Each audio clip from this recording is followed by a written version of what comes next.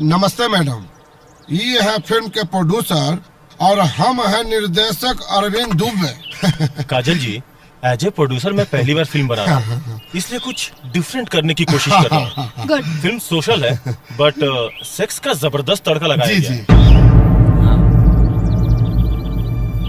ये काजल madam, film का जो टाइटल है ना, वो है पलानी में जवानी रोता। Good, nice title. मेरा कैरेक्टर क्या है?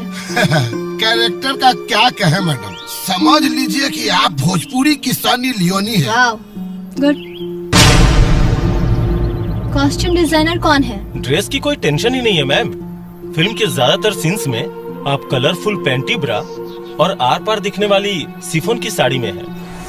ओके। कहानी कुछ ऐसा है मैडम कि जब जब आप परदेसी पिया के प्यार पाने के लिए तड़पती हैं, तब तब आपके जवानी का जो शोला है वो एकदम भड़कने लगता है और आप उस शोला को ठंडा करने के लिए बर्फ के सिली पर मुखौए पलट जाती है और बर्फ को अपने जिस्म से रगड़ने लगती है। मैडम, आपके सांस की गर्मी और बदन के तपिश से वो बर्फ पिघलकर एक 15 साल के बच्चे का रूप धारण कर लेता है।